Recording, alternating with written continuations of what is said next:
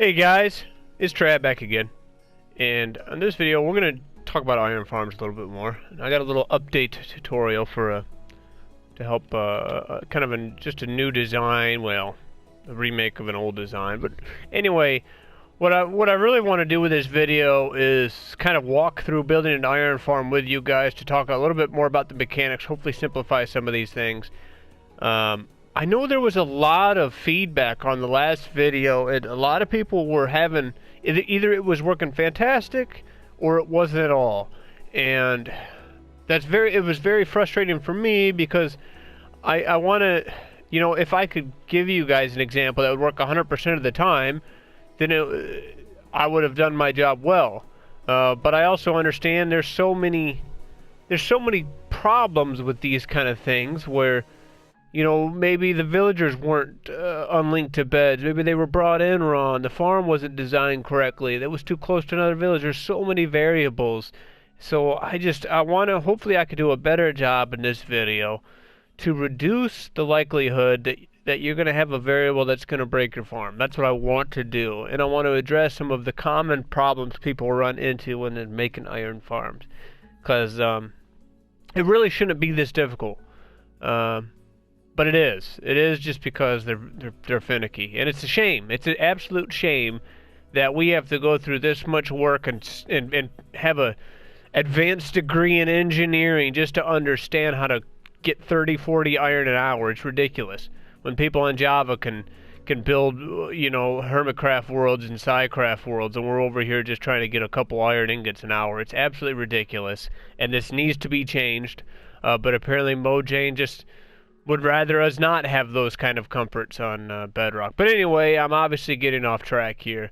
So we're going to walk through, we're going to build a farm together. We're going to build this thing together so you can see the process, you can understand why I do the things I do, and then hopefully then you can debug some of your own issues when you build yours. And I always recommend building one in creative first to test it out, to take a look at it, so that way you can learn how it works before you break it.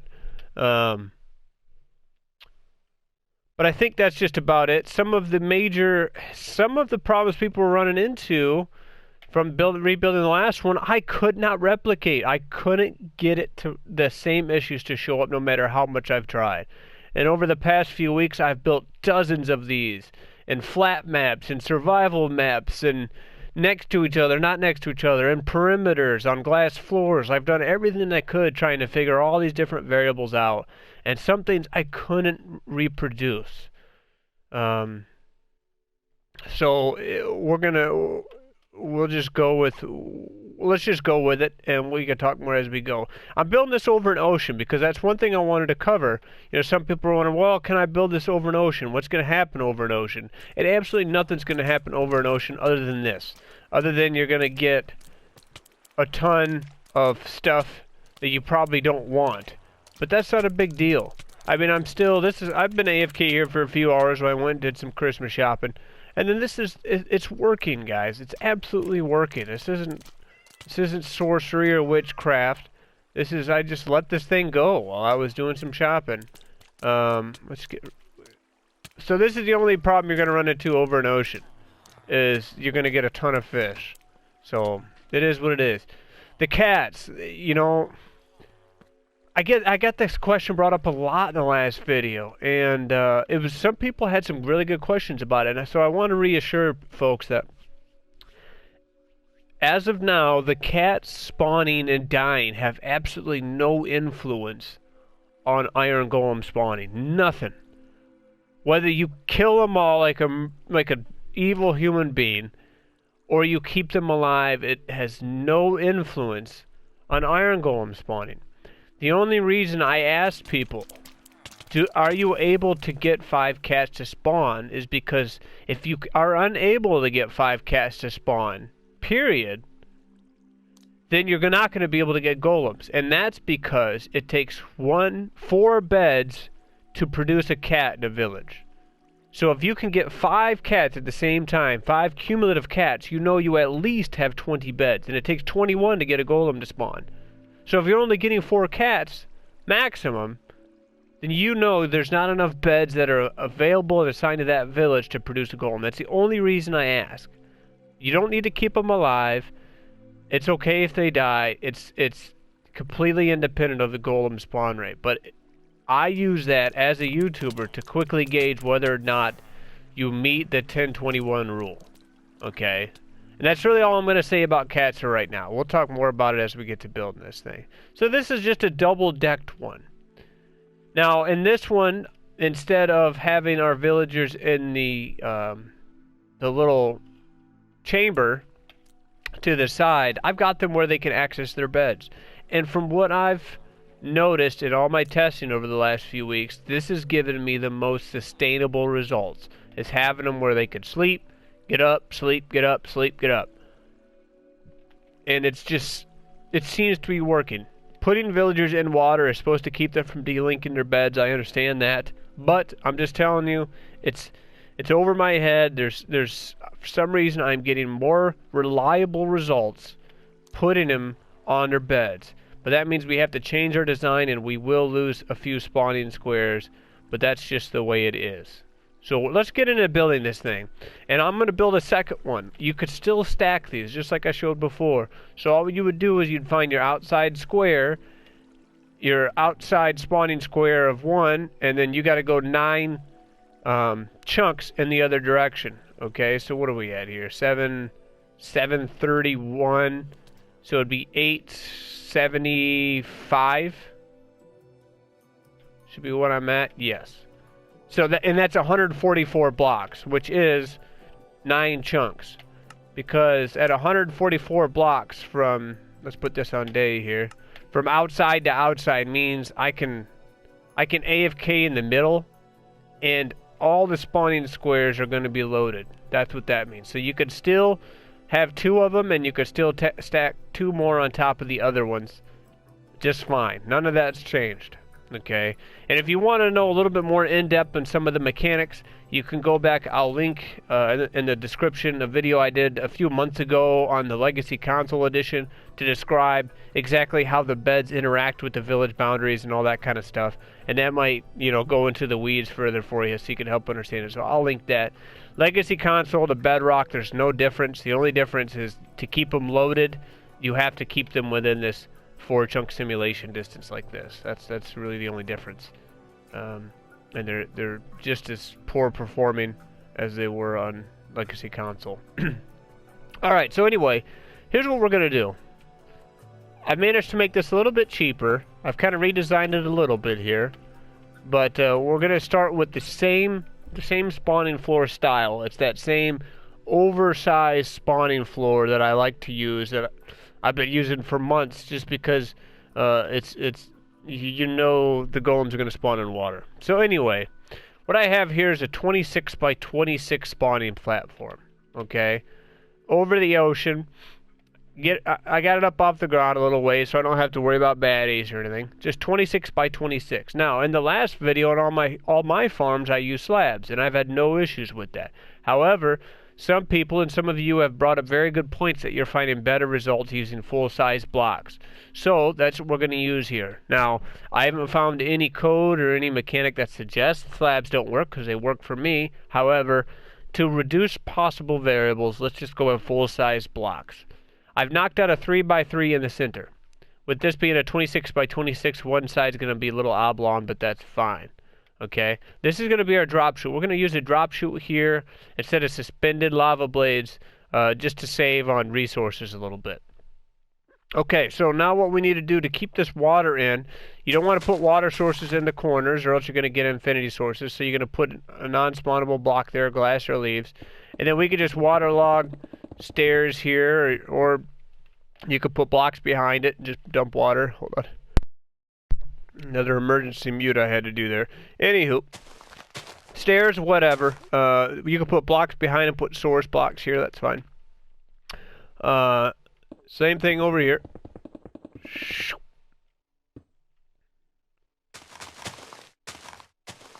We're just going to make these outside spawn proof.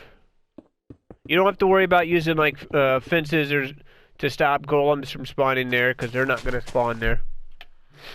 That's why we're using an oversized platform here.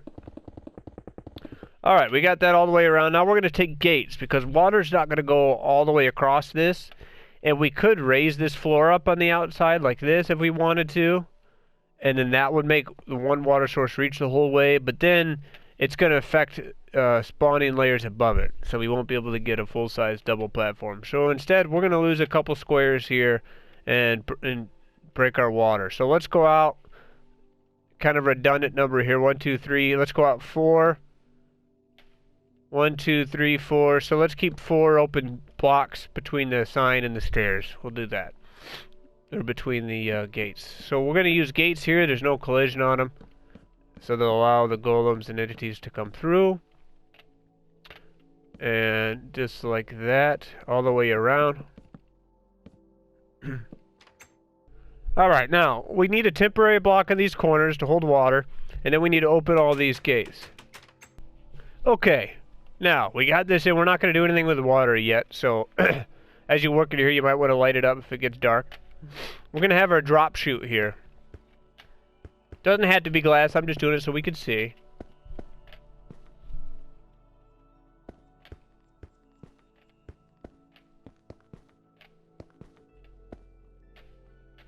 Okay, so what we're going to do, because that water is going to reach over the top of this, so we need to block the water back. So, let's do signs here.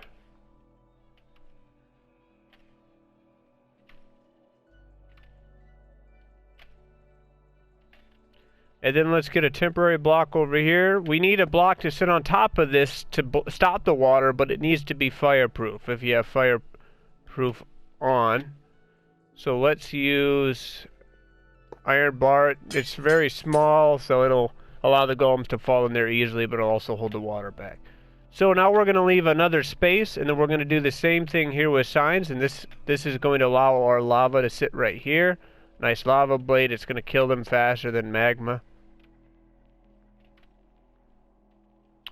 Okay, and then down here, we're going to put in our funnels. And let's put them on this side, just because that's where the other side is. So let's get a chest in.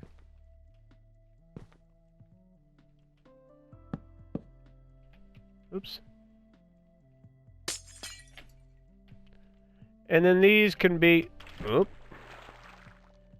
Fumble fingers here. If you want to save on iron, you know, you could have a little water stream carrying it all to the corner here, but, I mean, you're going to get all this iron back real quickly from this farm. So just kind of funnel in all your drops here, like that, to your chest. Perfect. And we're going to keep one of these open here. And let's take iron bars and just do 2 iron bars like that. Then we can drop our lava right onto that. But what I'm going to do here, just so you guys can see it, and this is up to you if you want to do it. But I'm going to wait until all 5 cats are down here. And then I'll put the lava in. So we'll just do that for now. So if you're going to AFK here for a long period of time and you are over an ocean, you're going to need more than one double chest. Either have multiple double chests or a filter system, because as you saw from that one, I only was AFK for a few hours and that double chest was full. Alright, so anyway, we've got most of this ready for us, so let's figure out what we need to do with villagers. And if we were to think about this, let's bring in a bed.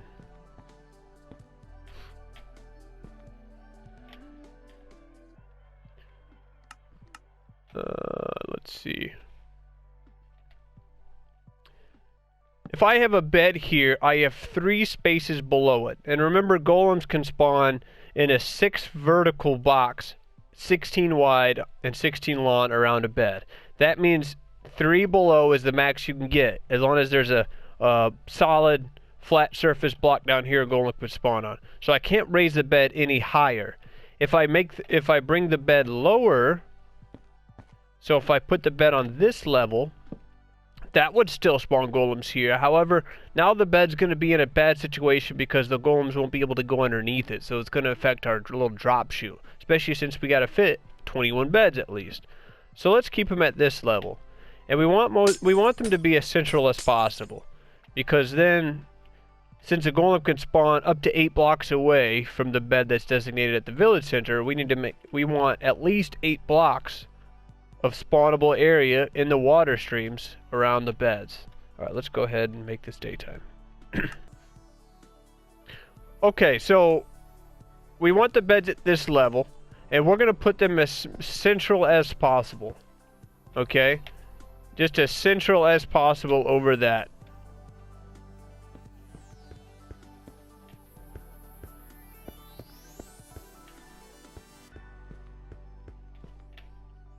Let's see how many beds this gets us. What do we have here? I think a 7 by 7. Okay, so let's start in the middle here. 1, 2, 3, 4, 5, 6, 7, 8, 9. There's 10 beds. They're as central as I can really get them. So what we're going to do here is we're going to use these 10 beds as the villager assigned beds, and we'll just put the rest of them on top. And I'll explain why in a second. Let's get this built up. So we need a boxer on this. This is where our villagers are going to be. And I'm using all glass. I want glass because I don't want golems to spawn here and just sit up here, nor do I want baddies to spawn or anything like that. I suppose you could probably get away with a full-size block on the bottom and then the glass. Just make sure it's spawn-proof.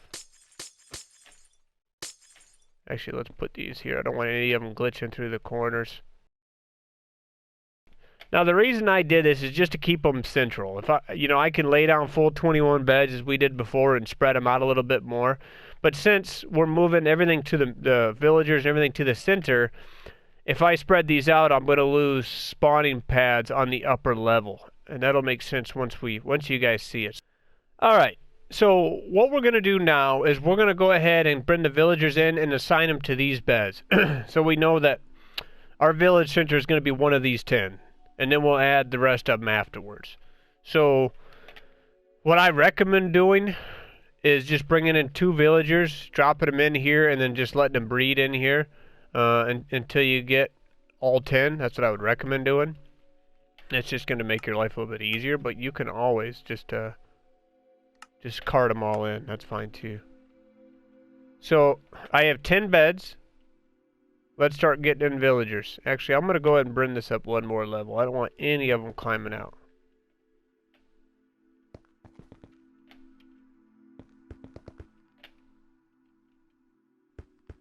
We'll get rid of those blocks, so they're just temporary. Watch him. Oh, so he's claimed that bed. So that right now is the village center. 2, 3, 4, 5, 6, 7, 8, 9, 10. I have 10 villagers, so all these beds should be claimed. But he's stuck on this guy.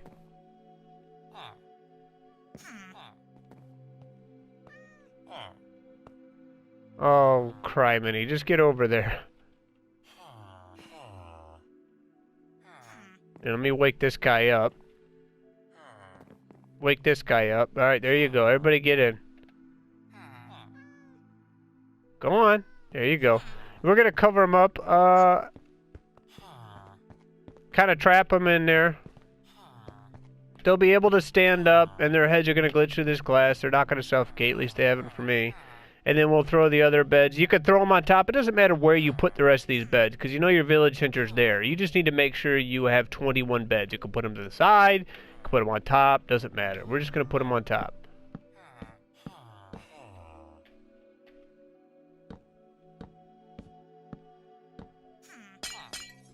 There's 21 beds.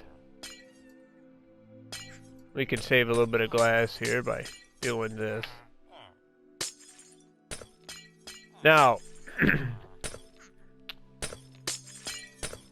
those that have keen observation skills may have noticed we're going to have a problem down here because golems can't fit underneath this. Well, we can delete these bottom ones, and they're just going to stand on their beds. And so far, I haven't had any of them fall through. Just like that. So now golems can easily drop, slide underneath and get through here. Oh, look at that. We've got 1, 2, 3, 4, 5 cats. So I know I've got at least 20 beds assigned to this village. So that's a good sign. So now let's talk about this next layer. Those are the beds that matter, right? So at this level, 1, 2, 3. That's the highest block a golem can spawn. So that means we need to build the floor at this level.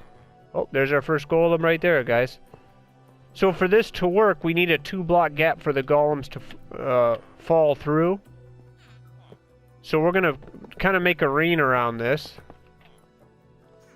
2-block gap.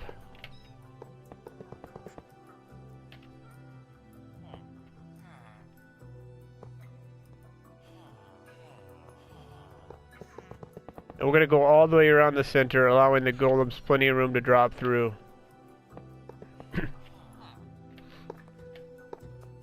Alright, and then we're going to bring this out so it's the same size, same dimensions as the one below it. Right here. The one thing you'll notice if you do build this over an ocean like I have it here, obviously you're going to get a bunch of fish, but you'll also get drowns. As long as your villagers are in a box like that, they're going to be absolutely fine. Some of the drowns... Oh, shit. Got a boomer here. Some of the drowns will... some of the baby drowns are going to go underneath the lava blade and they'll survive, but from what I've noticed, the golems are going to spawn fast enough, they're just going to kill baby drowns. And that problem's basically going to work itself out, which are my favorite kind of problems.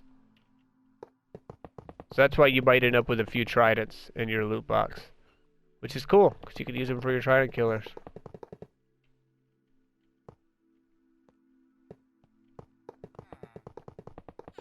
So this floor is pretty much going to replicate the one below it. Other than we're not going to need to separate the waters with gates. Because they have enough length to flow and meet the middle.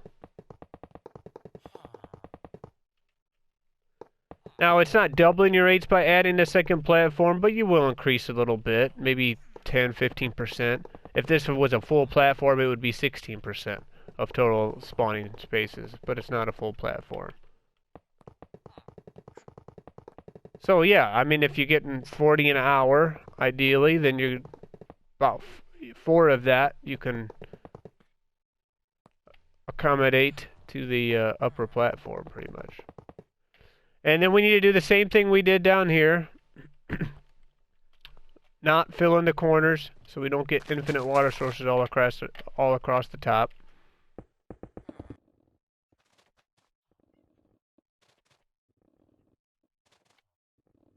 There we go.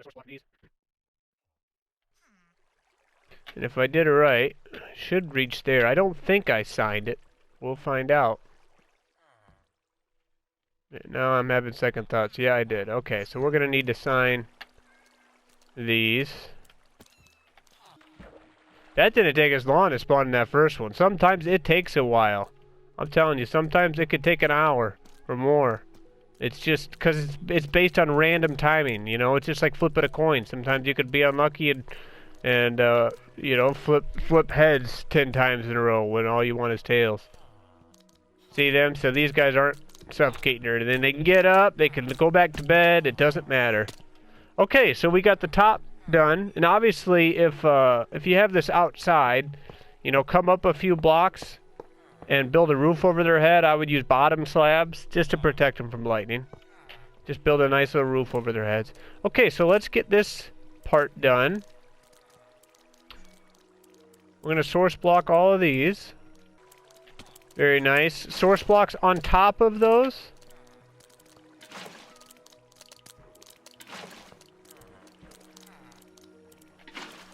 Then you could break them. And then we're going to source block the sides. Just don't do these 3 in the corner. So starting from here.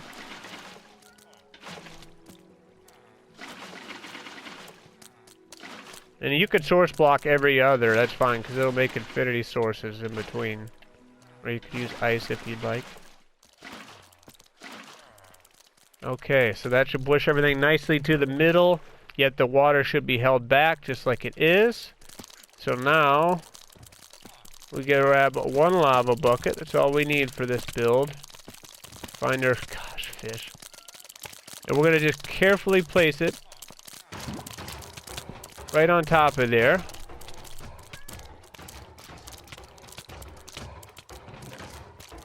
Jeez. Just like that, and we'll have our first iron coming. Here we go. Come on, get 5.